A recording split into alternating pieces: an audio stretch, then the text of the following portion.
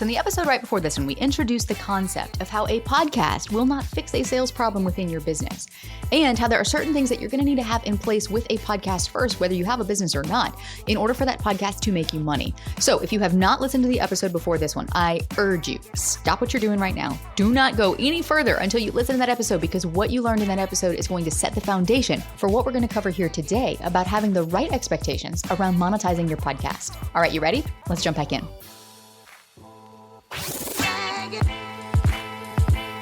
Welcome to Insider Secrets to a Top 100 podcast. I'm your host, Courtney Elmer. Let's make your business binge-worthy. So let's take a look at this. If you do not have an offer and you do not have a business, it's going to take you the longest time to make money from a podcast. Bottom line, it can absolutely be done.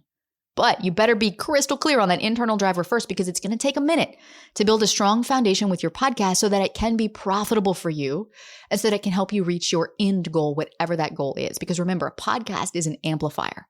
And if you have nothing to amplify, no business, no anything that you're driving people to other than your message, and that's what you're looking to amplify, then your message needs to be rock solid. So without an offer or a business, your podcast is the product for now.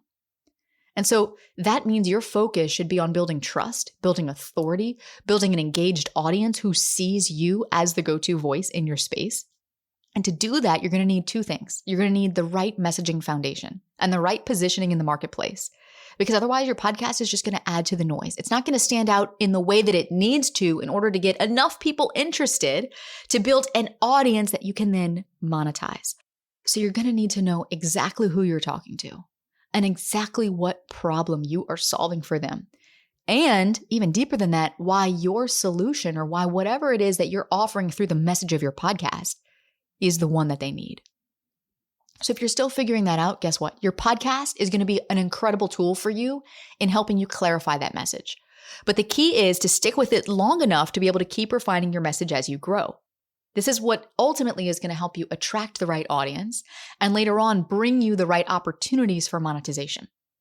So if you do not have an offer right now and you do not have a business, but you are growing a podcast that you want to monetize, then the accurate expectation here is that it's going to take time and it's going to take patience. Because you're not just growing a podcast, you're growing a brand. Monetization will come later when you have the audience through things like sponsorships and affiliate marketing, or maybe even creating an offer at that point based on what your audience needs.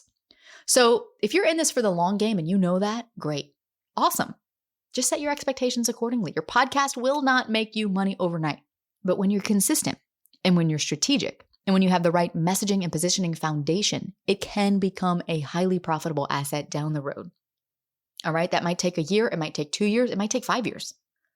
But when you can utilize the podcast as a tool to help you get there faster, to help you clarify your message, to help you listen and know what your audience wants and what they're looking for, it's going to help you get there faster. Now, if you have an offer that's not converting, let's say that you are a business owner or you're just starting out, you're in the early stages of your business. You've got some offers, maybe you're doing some launches, you're building an email list, maybe till now you've used social media to get the word out about your business and reach new people. And you want credibility and you feel like your podcast is the logical next step. I mean, you look around and you see other people succeeding with a podcast. So like, why not you? Maybe you don't have a huge marketing budget. You're looking for ways to grow organically without, I call it time-sucking short-form content, or wanting to poke your eyes out, creating reels for Instagram. Like, let's just call it what it is, right? I was here when I started my podcast.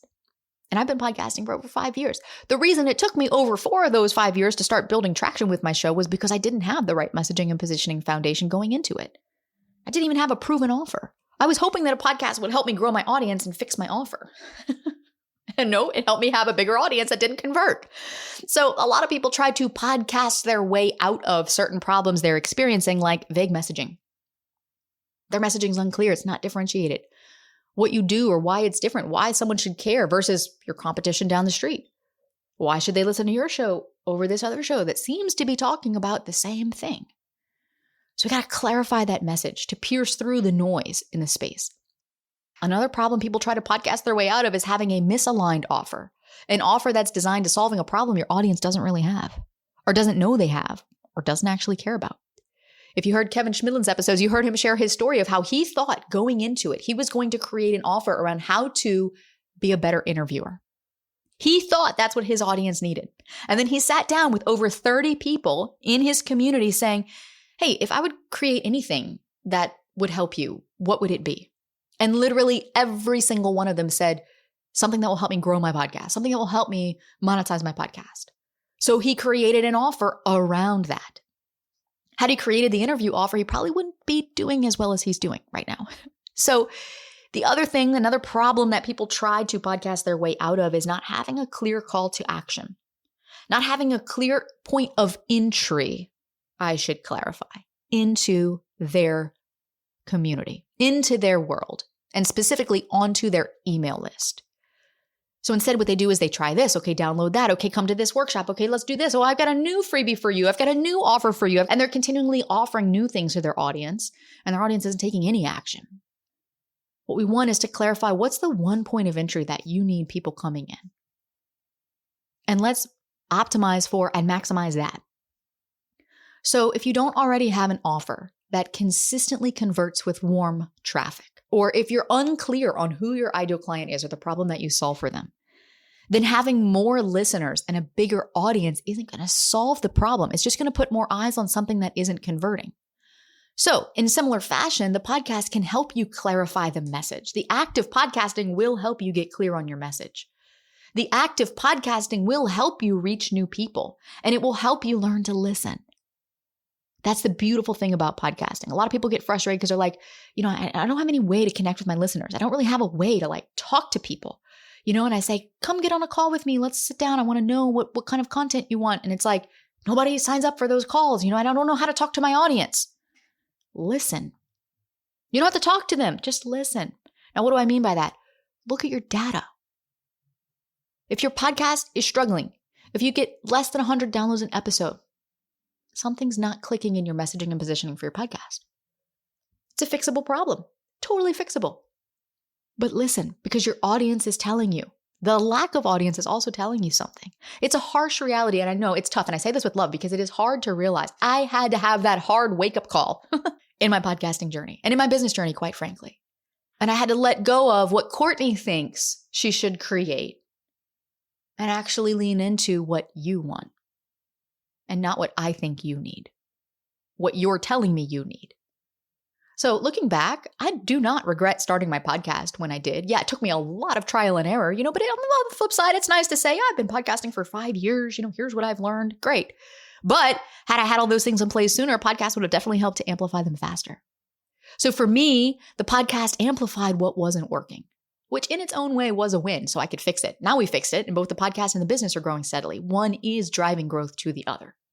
So again, if you don't have an offer yet, or you have one, but it's just not quite humming or converting at the level that you'd like, expect the process to take a little longer. Those who quit in podcasting are those who needed results yesterday. You might want to skip back and listen to that again. We've had clients who come through our program and they have worked so hard to do the thing that is most hard for us to do as entrepreneurs, which is to slow down, to go fast. And they've taken the time to develop rock solid messaging, really strong positioning, but they were so focused on the quick payoff that they didn't give their podcast time to succeed and build momentum. And yet we've had clients who've come in and lay the exact same rock solid messaging, not the same message per se, but they have spent the same time developing their message, developing the foundation for their podcast, the positioning of their show. They knew it was a long game. They were clear on their internal driver and they focused on doing the work, not getting the results. And months down the road, their podcast started paying off, not just in downloads, but in real sales and business growth. And those are the ones that you hear here on the show, who've been doing this 2, 3, 4 years or more, and who say it's absolutely a top driver of clients to their business and offers. But it wouldn't have ever happened if they had given it 6 months and then said, I'm out. So you've probably heard that podcasting is a long game, but I can tell you that it's longer without the right messaging, positioning, and differentiation in the marketplace. And I can tell you that if you're only in it for instant results, you're going to set yourself up for disappointment. And I don't want that for you. So the challenge for you is going to be to flex your patience muscle. Like I'm always telling my son, flex your patience muscle, buddy. Muscle, it's a muscle. You can develop. You can make it stronger. Flex your patience muscle. And refine, refine, refine. And trust the process. Trust the process.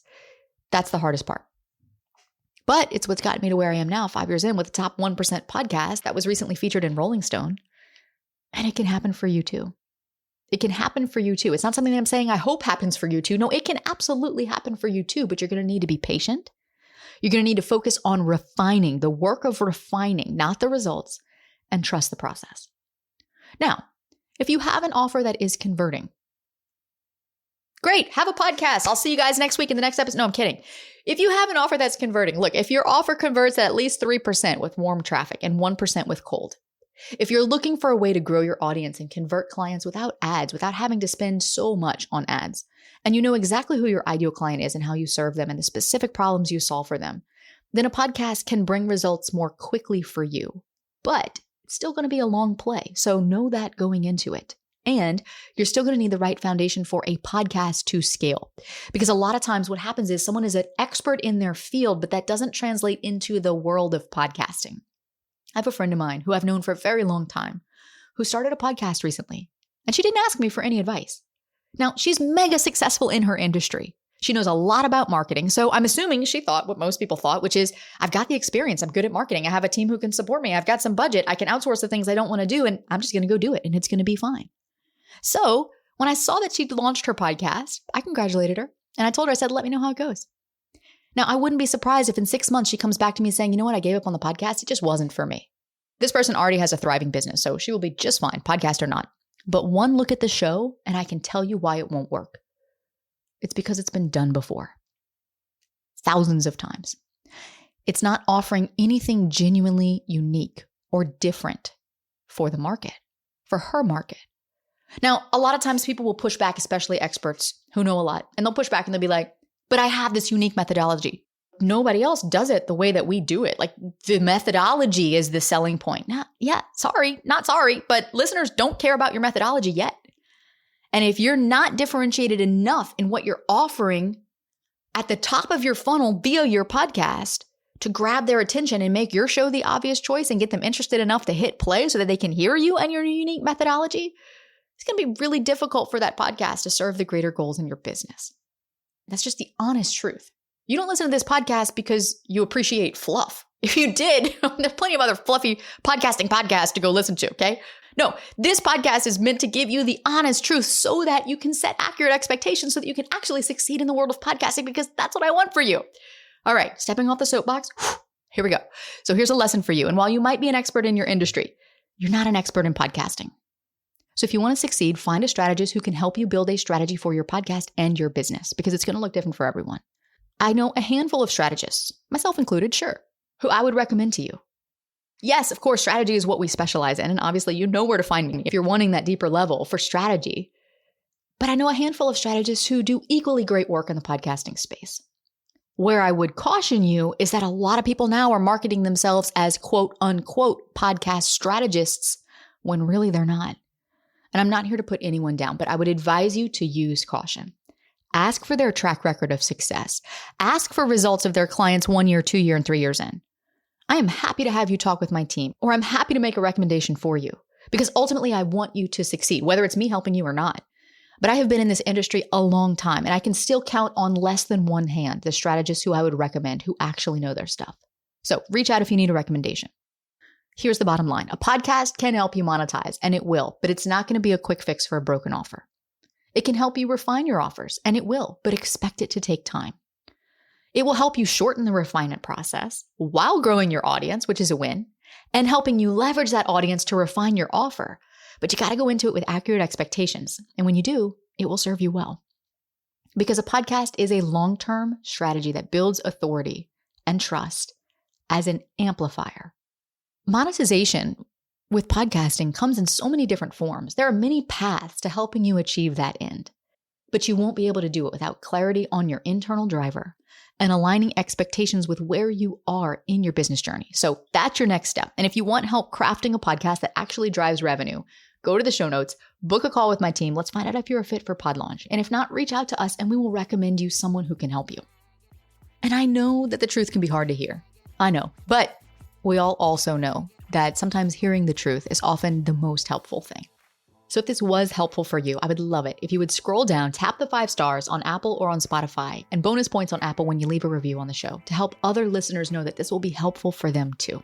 And then don't go anywhere, because in the next episode, we're going to be talking about why maybe you shouldn't run out and just add video to your podcast, and what accurate expectations podcasters should have about video now that everybody's talking about it.